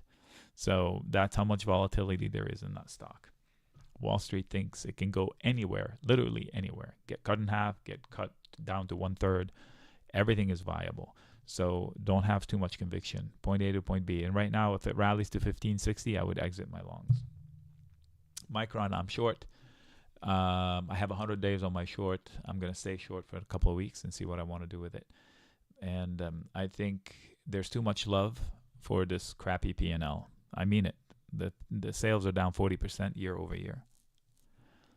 I know this last report was up 50, but the one before it was down 50. So let's see one more. Okay. I'm just saying it's too long in the tooth as a stock. Is that an all-time high? It is. It doesn't deserve to be in an all-time high when your sales aren't. Your story is not an all-time high. Why is this one? So anyway, I think it's one of those stocks that is rallying on the coattails of NVIDIA. Netflix, it is a bearish setup, but I think from a higher spot. So I wouldn't short it. It has improved its contents, and it's Wall Street may be now judging it based on its fundamentals, not how many people it signs up. And if that's the case, that's a good thing because they're managing a good P&L. Look at it. So I don't like this. I think it'll fall below 520 at one point, but I don't know where. Look left. I wouldn't get long, but shorting it, make sure it's a trade, like a debit put spread, credit call spread, something like that. And it does report first of all the mega caps. So in 11 days, it will start the reporting season. How many times have I said avoid, avoid, avoid all Chinese companies, especially EV companies? Yuck. Rallies into 550 and 6, I would exit. Nike, good place to start with a tight stop. Or if I'm an investor, I take half the position and then I add the second half at 65. Will it go to 65? I'm not sure. It has a lot of support here and a lot of support lower. So I could sell a put to own shares. That would get me into the stock lower and get paid for it now. Okay, so this was a prior support zone that went bad, right? So the sellers are in full force here. People think that the retail consumer is tapped out, and if it is, the whole stock market is in deep schmutz. Nikola, I refuse. I'm skipping Nikola. Okay, folks, Nikola literally I don't know why the SEC allows Nikola to continue to exist. The company cheated the investors. They freaking lied. They said, we have a fake product. Isn't that what the girl with the blood did too? Forgot her name. So how is this stock still allowed to trade? I'm not going to cover it now. Service now. Not an obvious entry point. A lot of sellers above. And I think I would buy the dip into 745. That's what I would do. Good support through 730. You lose 730, you open the door for 690. Meanwhile, you have solid support and a lot of resistance. NVIDIA. Great company. We covered it extensively last week. Perfectly, I might add. And I'm going to tell you that if it doesn't recover 893, it's in trouble. And if it loses 850, it loses 800. It'll be up in the 780s. So I would use rallies to fix problems. And if it goes above 908, that's trigger number one for the bulls. But as long as it's below 937 and 940, it's in danger of retesting the 850. And if it does, that high 700s I mentioned is a reality. Great company, blah, blah, blah, blah, blah. It's about expectations that are built into the stock. New York Community Bank. If I'm an investor, I would get out on strength because this is a bank that almost went out of business. And yes, it could be bailed out. Yeah, Elizabeth Holmes from Theranos. Yes, exactly. So if you lose $3, you're going to lose 270. If you lose 270, there's some talks of bankruptcy again. So I wouldn't touch it. What is this P&L all about? They must have gotten an infusion in cash or something. Yeah, anyway. If I'm an investor, please talk to experts in the field. I don't know who they're going to take over. Okta, decent company. The chart is pretty bad. Once they lost 104, I think they will target half this green thing. So 95, 94, they're all doable. Rallies will be sold, I think. On semi, it's a good long here. Trading comment. It's inside of a base that served as a base quite a few times. So I would be long. I think it's on my trading list already. Yes. Long with a stop. So if you lose last week's low, which is 68, you might get to 66. It'll still be a long from 66. So I put an alert down there. Okay, don't add if you take it long now. Make sure you don't go all in though. Oracle, I would wait for a drop below 120. When will that happen? I have no idea, but I will wait because until then it's vulnerable. If it blinks below 123, I think it goes to 120 and 117. Oxy, I would be out. Oh, but Warren Buffett. Okay, Warren Buffett. Are you Warren Buffett? No. Then why do you want to trade like Warren Buffett? We don't know what he wants to do. Okay, so Oxy has had a huge rally. Good job. And if I was red and now I'm not, I would be out. 76, 77 and a half or higher, you might get a rally up to 104. So if that's what you're intending on doing and you know that it's a trade, not an investment, that's fine. It's just long in a tooth. It's not an obvious point of entry like this one is. I would rather be long this one than the other one. Resistance must hold. If you lose this support, you go way lower, but it looks like it's solid support. So far, this was perfect, right? If I move it left, just left, and it fits perfectly. We're not going to move it left yet. Actually, I should move it left so that if somebody sees the chart, doesn't think that now and this is the time to short it. So this way, they know that it's played out or playing out. Somewhere in here lies an entry with a stop. If I'm long, I don't add, but if I wanted a good long, this would be one of them. Expert in the field tells me that I should wait a little bit, so you can wait. Para, the platform is not doing well. I've just signed up for Paramount, and their shows are great, but the subscription is not doing so well. So we'll see how that plays out. That blue line zone, 13, is difficult. 13.6 is even more difficult. If you take out 13.8, 13.9, let's call it 14, you can get to 15.5. You do have higher lows, but you have a lot to break through. So if you bought the dip, good job. This one can be a long with a stop. So if Pfizer pops and drops and loses the zone, it goes to single digits. Is that really possible for freaking Pfizer to be in the single digits? So somewhere down here, there's a buyer. The closer to 18, the better. You can be long here for a trade with an immediate stop. You do have support at 25.6. Depends on your intention. Pagaya Technologies. I don't know them.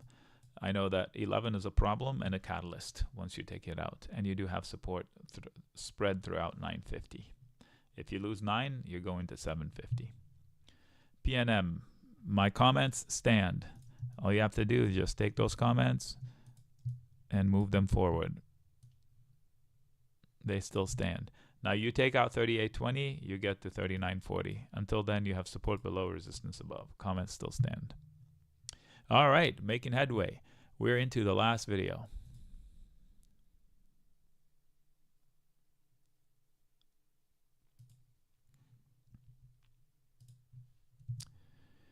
PayPal.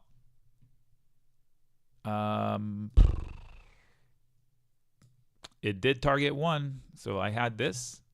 That came to fruition. Right? That's target 1. And now the bounce happened. So now they're in this leg. This is that. So what am I saying? I'm saying that this forecast is still on rails. This is where we're at. So if I were to visually represent this, I would have done that. I can't twist it. I need to twist it from here to here. This drop. Starting here. So we are in this stent here, okay? I'm not going to move it. I'm just going to share it with you to tell you where we're at. We're in the stent. So this dip better hold 63.50. Otherwise, we're going down to 61. That's the trading comment. As an investment, PayPal's fine. And above 68.50, you have the opportunity to break through this. But I think this earnings reaction box is going to be here for a while. Qualcomm, target 1, they stopped halfway through target 1. So I would consider target 1 done because it started from a higher level. In other words, if you take this much out of the start, you would have hit target 1. So what am I saying? They need to break out of 178. Otherwise, they may come back and revisit 160. Good company. I am short, and I will close my short this week, because last week it was just too volatile. It's too volatile of a stock when its P&L is so solid, right? It trades like a more iffy stock than it is, and I forgot how volatile it is. So if I have a credit call spread and it's winning, and I do, I would close it. Redfin, this is a real estate trade. Yeah, not for me. I would not be investing in this. Rallies into 7. I think we've been met with hard selling. I don't think it's going to be able to crack above 7. That'd be my guess. So good support, a lot of resistance, nothing to do here. Rig, I would be out, to be honest. This did not play out. We'll take it before we forget it's there. So here we have a box that I think is important. Let's see if they can handle. By the way, I don't remember drawing this red line. Mother gosh, dang it. Okay, I hit the tab again. This red line I drew by hand, definitely not this week. And here we are, 1 tick on it. This is a weekly chart. So for a whole week, they tried to break out of it. They couldn't. Last week, they tried to break out of it. They couldn't. So this week, they could take it out if they wanted, 8. If they can't, they probably drop back to 550. That's the trading plan. Now, if in some weird way they go above 9, they're going to go to 1250. So somebody that went long here, I see why you went long. And if that's your swing on a slow swing trade back up there, I see it.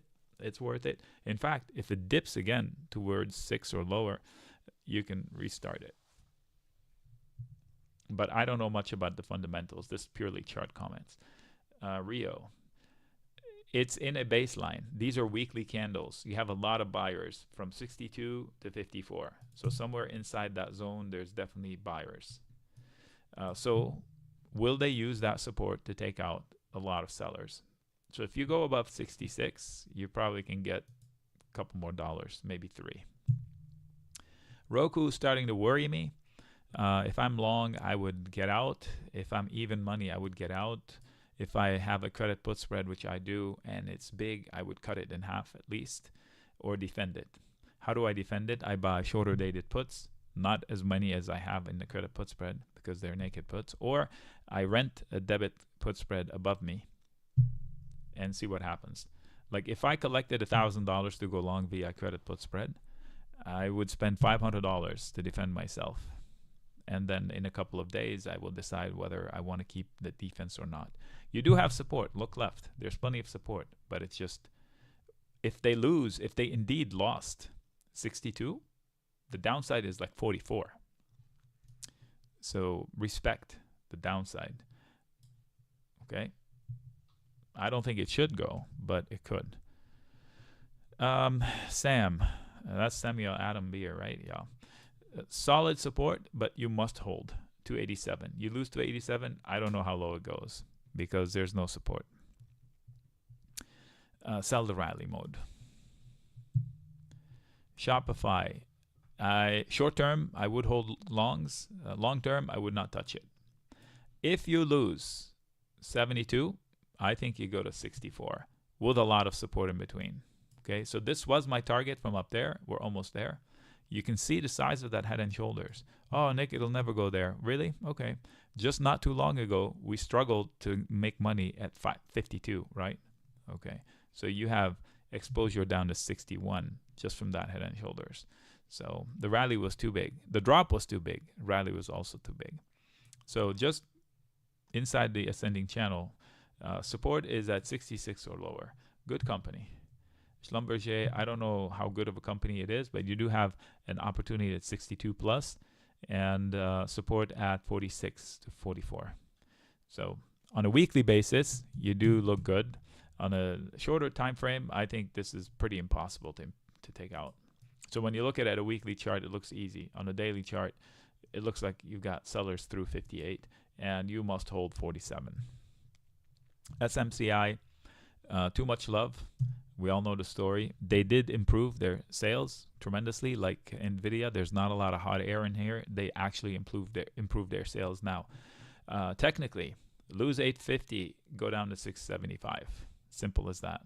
If you lose 850, you're going to lose 700. And if you lose 700, you're going to come back down to 580, 570. I know people can't imagine, but that's how it happens. And if you take out 1100, you can make an all-time high. This is a volatile stock. So whatever you do, you need to know what you're doing. All right. SMTC. Semtech. Wow. Yeah, what the fudge is going on here? Look at the spending. Yeah, they must have bought somebody. Okay. See, this is a conundrum. How could a stock be doing this when the P&L is doing that?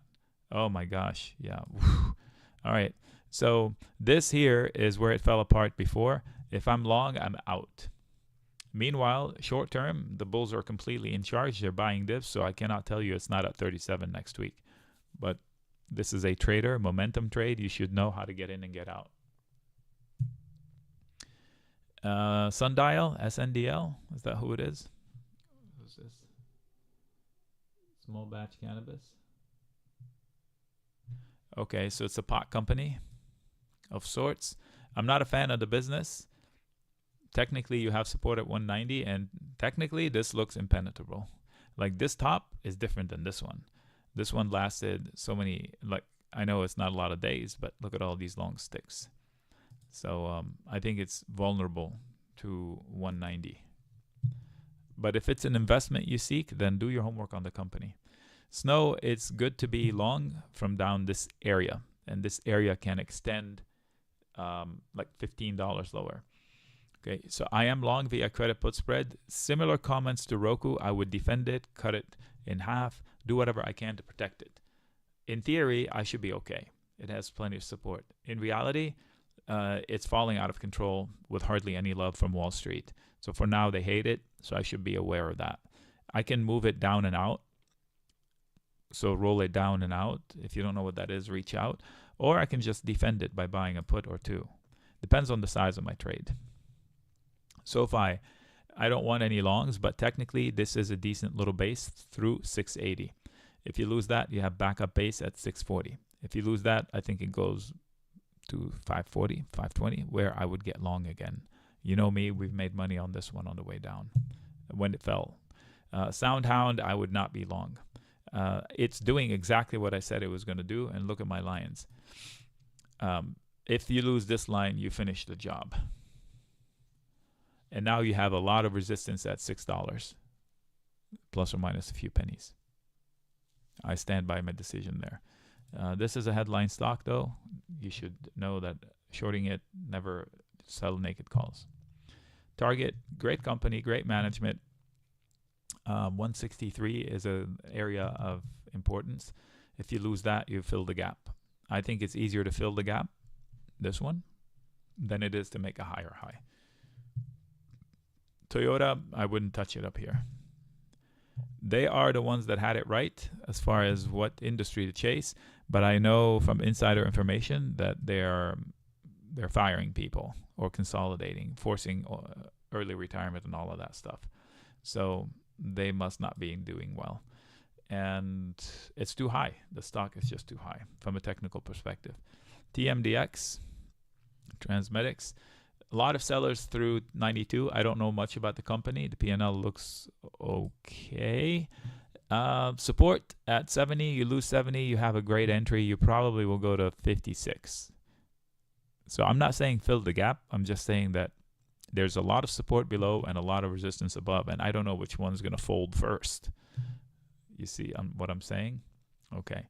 So if I'm long, I'm not doing anything. In fact, if I want to get long, I will buy the dip into 78. Tesla.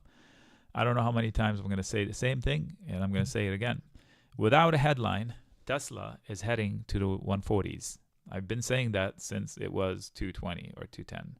So the first line of defense is 180 to 184. If you cannot recover that, you're probably going to retest the low from last week, which was 161 or 160.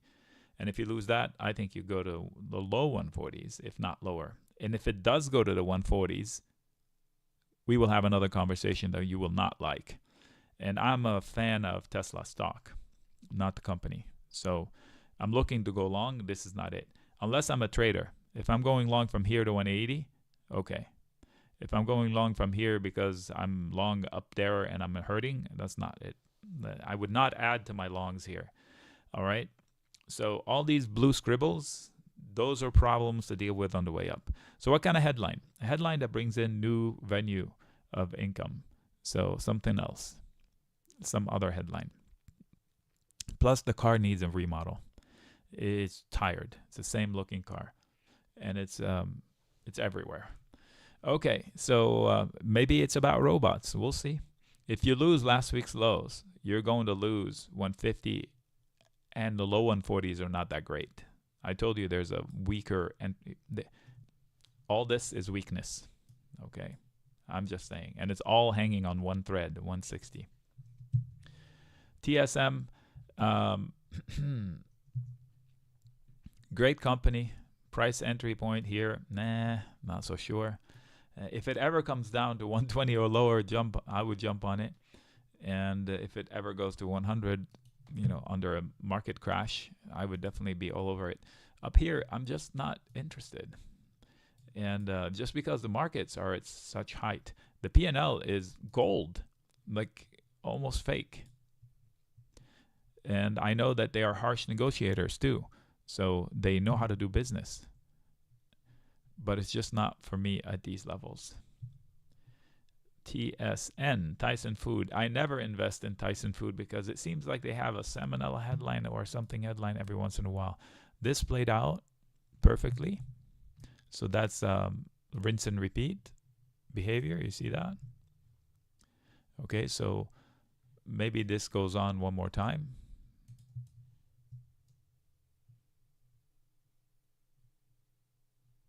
Let's do this. So they dropped and they're popping.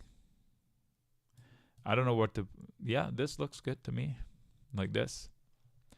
Like maybe here, there's a lot of resistance from this candle. Maybe they drift lower and then they bounce and one more time and then the market corrects and they end up here. So what am I saying with this? I'm saying I don't want to go long into this long wick at 61. And I would buy the dip. Because entering here or here is the same thing. So I would buy the next dip. TTD, same. I don't want to go long into these wicks. I would buy the next dip. Where? 78 or 74. United. Okay, so this is a target almost zone. So anything below 41 should have a lot of buyers. Better at 39 or 38. Up here, it's not for me. You can see the boxes of support and resistance that I have. So support is the whole area which I just spoke about. Resistance is anything above here. And it worked out beautifully. So if I do this and I'll say sync globally, and I go back to the daily chart, you'll see where that box is. Okay, so things are working out perfectly. And if I do this and I say sync globally and go back up to 1 day, you'll see it down here. Not an obvious point of entry. UBS, I don't know much about their business. Banks are super strong. That scares the bejesus out of me because they know they're brewing something that's going to blow up in our face soon. I believe in them. Nevertheless, this is a bullish stock. They buy dips and they make higher highs. They buy dips and they make higher highs. They bought the dip and they made a higher high, so maybe they go to 34. I would rather buy the dip into 28, but 34 could be your target. Ulta, so I would rather buy an Ulta entry point than the UBS, for example. Good company, fell on their own announcement of lower comps. Get this, they revised their lower comps from 4 to 5% down to all the way down to 3 to 4%, and this is what the stock does. So what am I saying? It's not about the headline. Okay, the company is still the same. This is a good baseline. Anything below 420 is a good baseline. So if somebody started longs here by selling a put or a put spread, that would be the way. If I'm long, I don't add. UNH, I mentioned it a couple of hours ago when I was talking about the other one, Humana. This one fell in sympathy to Humana, not as much, but it did fall. And look at it, same behavior, right? It's not about the headline. It is not about the headline. Look at my, I did not change any of the lines on this chart. Not a box. I didn't say resistance now. These boxes were there. The arrows were there for a couple of months. In fact, all year. Okay? So I said resistance, it failed. I said resistance, it failed. I said if we lose this support, there's downside. In fact, this support right here lost. The downside is 40 points. This was the downside target of that loss right there.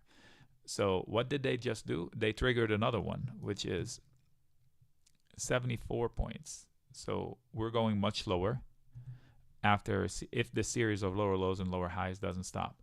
What am I saying? If UNH does not hold 448 or 445, I think it's going to probably challenge 400 and maybe 380 in a series of lower lows and lower highs. So the next rally is going to be met with sellers. I wouldn't panic. I didn't trade it because it's not liquid. You go to trade it and the options quotes are horrific. You don't get a quote. So what I'm saying is use the next rally to exit.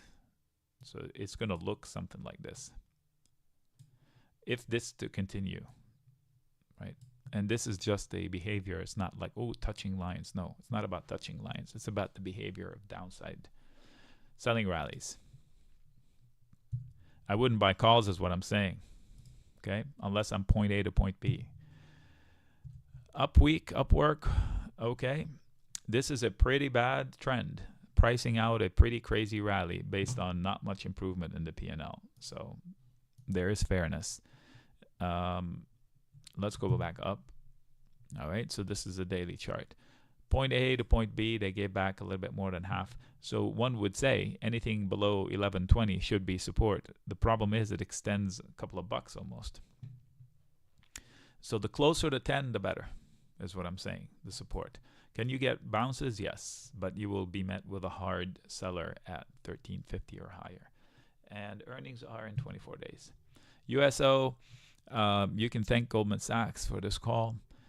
This is bad news for the economy, folks. If USO breaks out of here, that means it's going up to here. That means the oil is probably going to spike another 15%. Whoa! What will happen to our economy? Powell will need to raise rates again. We've discussed this in the last 2 months. I've been on this crusade saying he cannot cut rates. I will dance in a pink tutu, blah, blah, blah, blah, blah. Okay, so now everybody's saying that when we sounded crazy saying it. And I also, about a month ago, I said I wouldn't be surprised to see him being forced to raise rates. And that's just crazy talk. And somebody mentioned it last week. Okay, so we're not that crazy. You don't need the experts. But I hope this breaks down. And if it does, USO should drop to 77. As it is right now, it's building a bearish position that also is a trigger for a bullish position. So if the USO breaks out on a daily basis above 84, we're in deep schmutz. It's going to fly, but we're in big trouble. So buy the dip in USO for that opportunity, or book or lock your profits if you're already long. Good job. Visa, great business. In fact, that's probably one of the main reasons the XLF is rallying so fast. Look at the P&L, it's pretty good, right? Here's what I tell you though. If it doesn't take out 282, it's probably going to 266, and that defies logic. But it is true. So I think that if it bounces here, it should find resistance. Now, so far for the last, I'm going to say year, maybe more, mother Jesus Louise, hitting the tab line. If it doesn't, I mean, it's been a long time it's rallying, and if it doesn't take out the letter R, it's probably going to come back and test the floor from last week. And if it does, it'll be a small setback where it has a lot of support. So I'm not saying short it down to heck. I'm just saying maybe this huge trend is going to go sideways a little bit and maybe a little bit downside just to build a better base. Okay, all by itself is not going to correct. It's a solid business. But if spending is down, if they're right about the economy, maybe it faces some headwinds. Okay. This is a pretty scary chart. They're losing support. Last ditch effort. And the support, unfortunately, goes back to September of 2022. All right. And you have one backup support, but it's horrific that they left all of this. So a pop, I would use that to exit. I don't know if I would go long. Well, if you want to gamble on it and you want to go long, I can't blame you if you know the company, because it is falling into pretty strong support. My only issue is that it's pretty old support. So how good is it? So be careful. It's a decent speculative long from a trading perspective. Viking Therapeutics, there's no income, just rallying based on words. So you have buyers at 62.50. If you lose that, you probably end up in the 40s. And you have a seller at 90. If you break through that, you might get to 110. Trade it accordingly. Who is VOD? Vodafone? Wow, they're still in business, huh? Super strong support immediately and better support lower.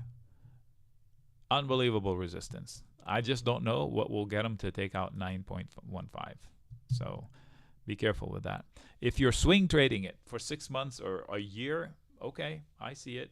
Nibble, take half the position and add the second half if you get shellacked. Not like 10% down, like 25 or 30% down. I can see that, the need for it. But look at it. Lower lows and lower highs. Maybe now stabilizing. And if it does stabilize, maybe it pops to 10.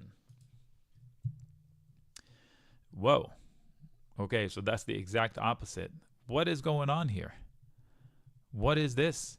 Why is the stock up 500% almost when the P&L isn't?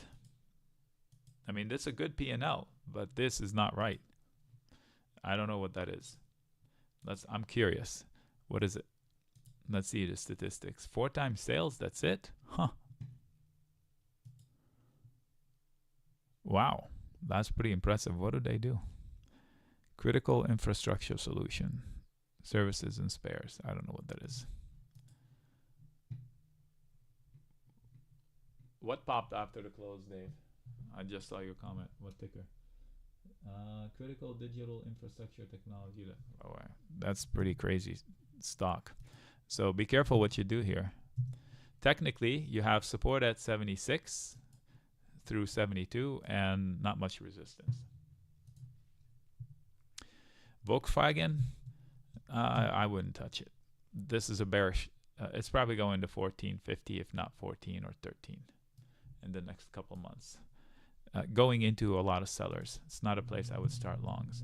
WBD, I would start longs with a stop. I would buy shares. I would sell puts to own shares. It's a speculative bet, and it could pop to 10.50 or 11.50. Wolf, I would not trade it. I've tried a few times. This was my downside target. They exceeded my expectations. This is an actual target. So any rallies back up to 36, I would use to exit. I've tried to trade it a few times and it just fails because it's not very liquid. So in my opinion, this is a pretty scary stock for me to trade. It's not very liquid. Okay. 1 second here.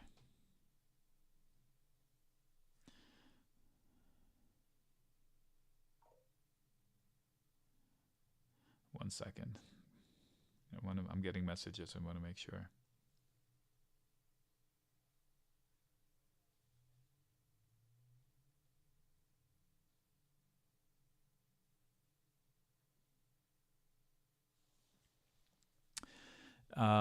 Floor at 25, heavy resistance above. If you're an investor, then that's fine. It is in a place where I could risk some money on investing. Otherwise, you can see the line I had for resistance is working still. So you can push it forward and you know where your sellers are. Woof. Petco Health. Okay, that's a cute name. Not a cute chart, even though the P&L is good. Own it as a speculative pop. You might get to 250 or an investment for the long term. I'm not sure how much money it's going to make you, but this one could pop. But exit. Look, every pop is rendered a lower low. So this was an exit point, and maybe you enter lower and then you get the pop from like 180 to 210. XLE, I am short. Am I short the XLE? No, I'm short Exxon, which is basically the XLE, and struggling with a bear call spread that I need to probably pull the trigger on and book the loss this week. It's rallying on an incredible rally in oil, and it looks like it just broke out. My problem is with valuation. It's at some point the market will realize, wait a minute, we have a problem with the oil spike, and then it becomes diminishing returns. Hard to short. This one is two stocks, Exxon, Chevron, make up almost half of it. So it's one of those stickers that I don't trade anymore, like XLC and XLK, because it's dominated by either one or two stocks, and I just don't see the point of these ETFs anymore. But it is in a breakout, and if you want to hold your longs, that's fine. Speaking of which, there's the second one, Exxon. I don't think I've ever seen a rally like this, like recent days. Exxon is trading like a tech stock. It's just bizarre. But it is a start of a breakout. If they confirm this breakout, one poke is not a breakout. If they confirm this breakout, then this one is going to 135 and 140. I just don't think the stock market will be able to sustain it. Because if that happens, that means the XLE is also flying. Not the XLE, the oil is also flying. And I don't think the stock market can withstand a $100 spike through $100 oil. Peak oil, or whatever they called it. It's pretty dangerous for the whole market. Speaking of breakouts, this is an exit point. From a perspective of a weekly chart, this is bearish. They can break out of 140. Actually, a breakout of 144 would negate this red W, but this red W says it's probably going to 108. Target 1. Target 2 is 92. So I wouldn't short it for that, but this is a resistance area. So if I'm long and I have profits, I would want to book them because this might happen. Pop. And this might happen. That's target 1. Target 2 is down here. Credit call spread, or exit your longs, or trim your longs, or something, or at least don't start longs all in. Zscaler, look at it. It's doing what we thought it would do, and it's approaching the target. Now this stock, we've made good money, great money on the way up. Respect it. It rallies too far, too fast in either direction. So I would treat the next rally as if it's going to repeat performance. So I would think this is a possibility. So treat the next rally as if it's going to do it again. A better entry is below 170, to be honest. But it's a good company. And if I'm not out yet from a long, it's probably too late to panic out. I wouldn't add though. Zoetis is a good starting point. I've had it on my to-do list for a couple of weeks maybe. Whether from here or from lower, I'm not sure. How high it can go, I'm also not sure. So me not knowing the company inside and out kept me out of it. But it is, here are my comments. Solid support zone below. So if somebody wants to sell puts to own shares, that would be the best way to do it. And that's it. Wow, 166 stickers. Whoa, that is a record, folks. Okay, I'm going to stop recording. Thanks for watching at home. And I'm also, today, surprise, I streamed it to YouTube as an experiment to see how well it comes out.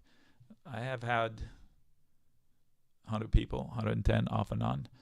Thank you for watching on YouTube. Maybe we'll do this again sporadically. This was not planned. So I'm going to cut off the stream. I'll see you later. If you're not a member, please subscribe. Reach out to me through the comments and we'll hook you up.